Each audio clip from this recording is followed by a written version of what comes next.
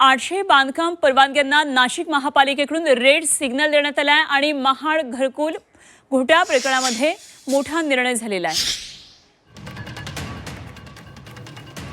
नाशिकमधून ही बातमी नगररचना विभागाचा तपास आता वेगात सुरू आहे। संशयित परवानग्यांची छाननी सुरू आहे। तर 800 बांधकाम परवानग्यांना नाशिक महापालिकेने रेड सिग्नल दिला आणि म्हाडा घरकुल घोटाळा प्रकरणातला हा एक मोठा निर्णय आहे।